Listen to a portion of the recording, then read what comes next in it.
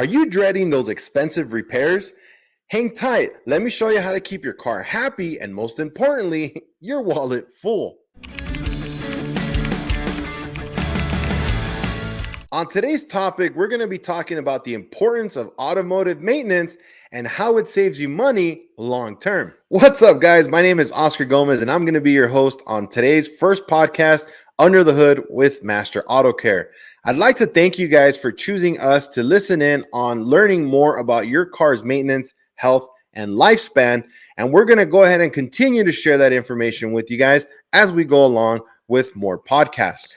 The reason why we decided to do this podcast is, as an automotive instructor and shop owner, it's very common that we see a lot of people that come in with their cars that need to get very extensive repairs, and they could have been prevented as long as that small amount of maintenance was done prior, not after. Benjamin Franklin said it the best: an ounce of prevention is better than a pound of cure. If we can prevent a lot of these major mishaps or major issues we have with our cars, that's going to save us a lot of money in our pocketbooks.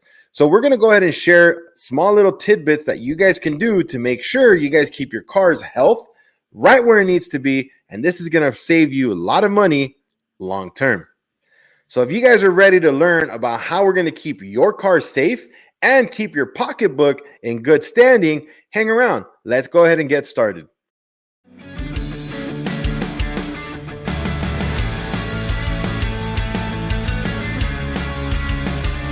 We're constantly going to the doctor to get our routine checkups.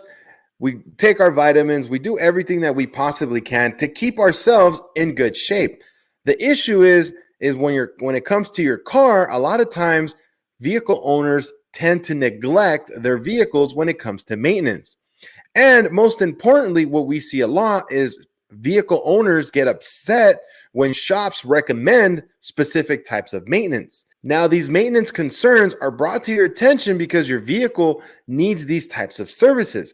Now, for example, how many of you guys are aware that you should be replacing your rubber hoses about every 4 years? See, what ends up happening is people don't know this information. Plus, some shops won't take the time to educate you on that. And then what ends up happening is you're driving down the road and your radiator hose bursts. When that happens, by the time you realize this happened, your temperature gauge is already in the red. You probably ran it 5-10 minutes without coolant. Now you're suffering from either a blown head gasket or worse, a damaged engine. And that could have been prevented simply by the shop educating you on the importance of having to replace those hoses underneath the hood. Another one that we constantly see are air filters. See, a lot of people think that when we show you the air filter and it's in bad state, a lot of people think we're simply just trying to take advantage of you. But in reality, you got to think about it. If the air filter is contaminated, what is the engine computer going to do to compensate for the lack of airflow? It's going to give you more fuel. So this means your car is going to burn a lot more gas simply because it can't breathe properly due to a contaminated air filter. Also, if your air filter is contaminated, what your engine's going to be breathing in is a lot of that dirt and grime, which then can cause scoring on the cylinder walls and can lead to premature engine failure. So again, these small little maintenance tips are things that you should be taking into consideration when you visit your local auto repair shop. We're not showing you this to make an upsell. We're showing you this so this way you can see that your vehicle needs attention. And we want to bring it to your attention before it becomes a big nightmare where now this one $30 air filter has turned into a $3,000 intake repair job. Some of the common problems we see that are caused due to neglect are engine mechanical issues. For example, one that comes to mind is the 2020 Dodge Durango that came into the shop not too long ago. When this vehicle came in, it had a check engine light for an engine misfire. Now, if you're not sure what a misfire is, that's basically the computer saying that one or more cylinders weren't firing. That could be due to lack of fuel, that could be due to lack of spark, or a mechanical issue that's affecting compression. When we started doing our testing to determine what was wrong with the vehicle, we found that it had very little to no engine oil, which was a very, very scary sign. The next thing we did is we started doing some vacuum testing, and then we did what's called a cam crank correlation. That is a very complicated test. All we basically did was we used a lap scope to verify that the cams and the crankshaft were all in sync. At that point, what we found out was they were not. So we talked to the customer, and the customer authorized the disassembly to determine which chain was the one that was damaged. Unfortunately, when we tore it all apart, all the chains had stretched. The only way we can get metal chains to actually stretch is due to overheating, and that is because of lack of lubrication. Unfortunately, what ended up happening was because this truck kept being ran very low on engine oil, all those components suffered from a lot of stress, overheating, and lack of lubrication. So they began to stretch. Now, the crazy part was this truck only had about 70,000 miles. So it wasn't a high mileage vehicle, and it wasn't at the lifetime where it needed to replace the axle timing chains. What ended up happening was because this vehicle was quote unquote a 10,000 mile oil change interval, that's what the customer was actually going by. If you guys read your owner's manual, the average vehicle is burning between 1 quart between 900 to 1,200 miles that you actually drive. So this means that for every 1,000 miles you drive, you need to be adding 1 quart of engine oil. Now, this isn't anything that's wrong with your car. This is simply just letting you know that the new engine designs will consume about 1 quart of oil. So now if you imagine if your engine has 5 to 6 quarts of oil, that's roughly giving you about 5 to 6,000 miles.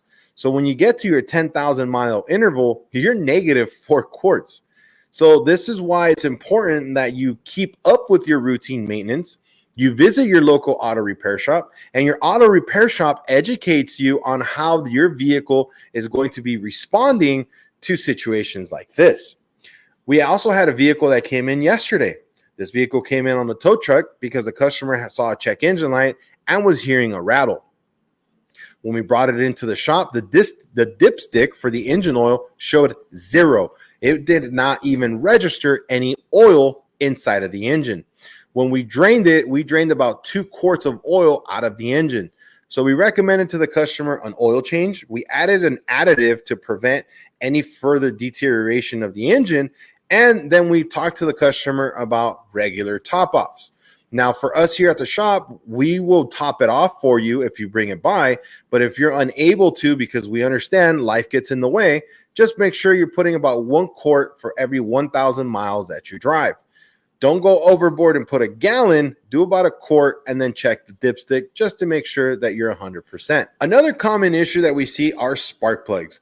See, most auto parts stores, and I'm not knocking any brands, usually say that your spark plugs last 100,000 miles, which if you read the owner's manual of your vehicle or your service intervals, your spark plugs usually should be replaced around 60 to 70,000 miles. And the reason why is because the longer they're in there, the more they deteriorate. So then they stop having the ability of firing properly, and then that's going to lead to an engine misfire. If you run a vehicle with an engine misfire for a prolonged period of time, you're going to end up damaging the catalytic converter. Now, if you've never had to replace one of those, that thing is expensive. A cat can run anywhere between $2,000 to $4,000. And without it, your check engine light's going to be on and you won't pass your smog check inspection. Also, there are some engine designs that have a spark plug that sits or goes through the actual cylinder head. And if you wait to the 100,000 mile mark, they can actually break. Now, when they break, then it's going to cost you more money for the shop to actually extract it. You have a 50-50 chance that the tip will actually fall into the cylinder. And if that ends up happening, now you're not doing a spark plug job, you're actually doing a head job, because now we got to pull the heads off to get that tip out. As I was saying earlier, the air filter and fuel filter are some of the things that most people just skip. Now think about it. If you have a fuel filter that's restricted, your fuel pump is working harder to move fuel through the system to keep your engine operating. The more you stress that fuel pump, the higher the likelihood of you are killing it. When that ends up happening, now instead of replacing a $40 fuel filter, you're going to have to replace a $200, $300, $400, $500 fuel pump because you neglected a $40 filter. Check engine lights. I can't stress it enough, guys. If your check engine light's on, bring it to a professional like us here at Master Auto Care, where we're going to take the time to test your vehicle, give you a test report, pictures and videos, and documentation of what we found. So this way we can help you correct that check engine light. See, a lot of times we've seen people come in where they've been to multiple different shops. We had one just recently where the customer said, my mechanic said that light is never going to turn off. And when we tested the vehicle, all it was a bad hose. So can you imagine another auto repair shop charging you and then telling you that's how your car is going to be for the rest of its life? That's impossible. If you guys have your vehicle tested by a professional, they should be able to give you guys a report, testing information, and what action needs to be done to correct for that light. Make sure that you guys get your check engine lights fixed, so this way your vehicle is running tip-top, because remember, if the check engine light's on, there's a high probability your vehicle is running on a fail-safe mode. So it's going to consume more fuel because the vehicle doesn't or isn't able to adapt or adjust for whatever fault your car might be having. So make sure if you guys see a check engine light, get it tested right away. The one thing I will tell you is if you see a check engine light flashing, I would strongly recommend you stop your vehicle and get it towed. If your check engine light's flashing, that means that the misfire is so severe that you're killing the catalytic converter. And again, that is a very expensive component. So your best option is to pull over, have your vehicle towed to your next service center or a service center that you prefer and have it tested. The money-saving benefits of regular maintenance. One of the things we do when you come in for, let's say, an oil change, we're going to do a courtesy inspection. Now, we've had some people that get upset because we give them a list with pictures of things we find, like small oil leaks, small coolant leaks, and things that need to get addressed. Now, yes, it might seem that we're doing this so we can make an extra sale, but in reality, we're doing this to prevent further issues down the road. Now, if you imagine when we have your vehicle on the lift and we notice that there's an oil leak, we're always going to advise you of adding dye into it. You drive it for a few days and you bring it back to us. Once you bring it back to us, we're going to use a UV flashlight and some goggles to then determine where that leak is coming from. Why would you want to get an oil leak fixed, you say? Well, think about it. If you're leaking oil, that means the oil that lubricates your engine is leaking out. And that's one. Two, you're also all that oil is being pushed back on the vehicle. And if you get oil around hoses or anything like that, they begin to deteriorate. So now, sooner or later, not only are you going to have to fix an oil leak, but you might also have to replace hoses, rubber bushings, and stuff like that that didn't need to be replaced simply because you neglected to fix an oil leak. Another part of regular maintenance is having the shop actually work with you by looking at service intervals and then also having the shop recommend specific services. Like, for example, a transmission flush. See, a lot of manufacturers are telling people that your transmission has lifetime fluid. The reason they say that, I'm sorry that I laugh, is because the lifetime of the fluid actually means the lifetime of the transmission. And a transmission is not a $400 or $500 component. So what they're saying is that transmission is going to last however much it lasts, and that's when you have to change the fluid. That's ridiculous. Your transmission service should be done roughly around 40,000 miles. And why should it be done? Your transmission can cost anywhere between $4,000 to $5,000, especially if it's an electronic transmission. And a lot of these new transmissions, you can't use a used one because the valve body is computer controlled. And within that module, there's what's called a global A module. That means that that module can only be used once. The second time, it has to be brand new. So if somebody tells you they can revive it, they're lying. You need to make sure, again, that you guys are constantly servicing your vehicle, including stuff like a transmission service, a brake flush, right? So this way you make sure that you prolong the life of the vehicle. Now, I understand sometimes life gets in the way and a couple $100 for a service might seem like a lot. However, that's nothing in comparison to a $4,000 or $5,000 transmission overhaul and or replacement. Now, let me share a quick example with you guys. Recently, we had a customer come in and we showed them their cabin air filter. And they got pretty upset because they said we were trying to sell them a cabin air filter that they didn't see a reason why I needed to be replaced. And I began to ask a question. I says, hey, do you have allergies? And they said, yeah. I said, great. Then you should really replace your cabin air filter. Think about it. Where do you spend the most of your time besides your bedroom asleep? In your car. And if your car is running the AC, you're bringing in air that's coming from the outside. If you're stuck on the freeway, you're bringing in particulates from other vehicles' exhaust. So if your cabin air filter isn't constantly replaced or treated, or even using a carbon compound filter, which is going to collect more of those allergens, your allergies are going to be hitting you super, super hard. And simply this filter is worth a couple bucks where we're going to go ahead and replace it. Another thing that we tend to do when we're replacing a cabin air filter is we look in the HVAC box.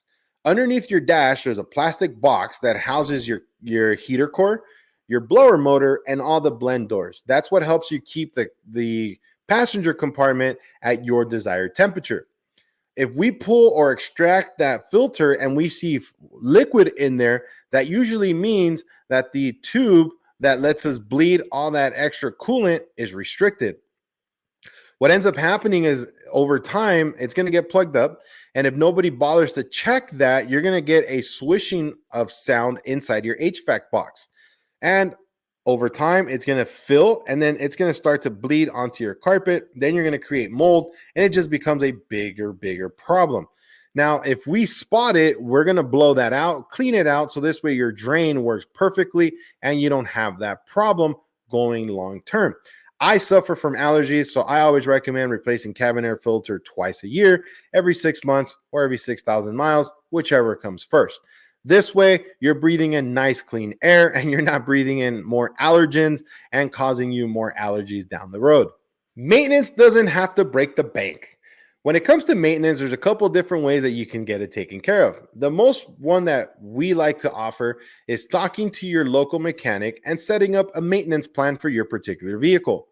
Most shops, including ours, we actually have a preset maintenance plan that fits most vehicles. Now, the reason why we did this is because most service intervals by the manufacturer are no longer very accurate. What the manufacturers have done in order to achieve federal emission standards is they've elongated service intervals. What that means to you is by elongating those service intervals, you're wearing down components a lot faster due to lack of maintenance. And what we do is we go based off of the fluid manufacturers recommended procedures, and that's what we put together on a service maintenance interval. So make sure that you guys talk to your local repair shop, come up with a plan, have an idea of what it's going to cost. So this way, when it comes time to do that, you can already get it done. Another thing we do is we like to pre-plan services. So if you come in for a service, before you leave, we're going to schedule your next upcoming one. This way, there's no guesswork for you, and we reach out to you and let you know when your next service is due. This way, you can go on with life and we'll let us worry about your car. Now, if for some reason you're a DIYer and you like to do things on your own, that is freaking awesome. Make sure that you're staying up with your maintenance. Also, keep a maintenance log, and then whatever type of fluid or chemicals or components you're using, make sure they're approved by the manufacturer. When it comes to oil filters, we strongly recommend using the factory filter that came from the factory. Buy it from the dealership or a reputable source that has the filter that would come from the dealership for your car. Also, make sure that you're using the right weight of oil when it comes to oil changes. We had a vehicle that came in, it was a Toyota, where the customer went to a quick lane oil change, is all I'm going to say. And what they did is they used everybody gets the same weight engine oil. If you guys know on Toyota uses what's called variable valve timing, or VVT. And on this vehicle, if you don't use the right weight of oil, the oil gets too thick. And because it was too thick, it wouldn't drain back out. So the vehicle would stay in an advanced timing state. This would mean that the vehicle was running very rough and it sometimes would stall. And all it was the wrong engine oil. The problem wasn't there until the oil change was done. So make sure that you guys are using the right weight of oil. Also, the old myth of as your car gets older, you want to go with heavier weight oil. no longer applies. So please don't do that unless you want to have problems with your car that you did not have until you did your oil change. And if you do your own service at home, make sure that you guys are properly disposing of all oil waste and filters. Most local auto parts have a day where you can take oil, or you can just call them ahead of time, take your drain pan, dump it in, give them the filter, and you'll be all set. As a recap, guys, I just want to say that keeping your vehicles properly maintained, putting the time into keeping your car up to par, and keeping a record of all these repairs and maintenances is going to help you keep your vehicle longer, and that way you don't have to pick up a new car note. Make sure that you guys are talking to your local repair shops. If you're not coming to us, whoever you're going to, make sure you're talking to them. Set up a game plan, have it documented, so this way you know what to be expecting when it comes time to do the maintenance on your car. Also, see if the shop that you're working with allows you guys to pre-schedule certain maintenance. So this way, their system, like ours, will send you a text message before your service is due, just as a reminder, and then we can put you on the schedule and get you all taken care of. Make sure that the shop you guys are using, ask a lot of questions. Make sure that the service advisor or the technician you're speaking to can answer those questions, help you guys come up with that plan. That is the only way that you're going to be able to keep your car's life super longev and keep a nice, clean, fully operational car that'll take you from point A to point B. And guys, we have come to an end. Again, I'm your host, Oscar Gomez, for Under the Hood with Master Auto Care. I'd like to thank you guys for hanging around for this entire podcast. I hope this information came out useful for you guys. If you have any questions, drop them in the comments. If you want a specific topic that you'd like me to go ahead and talk about, drop it in the comments, and I'll be more than happy to do an episode for you. If you really like this information, I'd really appreciate it if you can give us a like, a subscribe, and if you can, go ahead and share this out to people so they can also be aware of the realities of maintenance for your particular vehicle. On next week's topic, we're going to talk about the battery blues, when it's time to replace your car's battery. Now, make sure you guys stick around. Let other people know about this wonderful podcast. I really appreciate you guys being on here today. And as always, guys, from Under the Hood, from Master Auto Care, and we'll see you guys on the next one.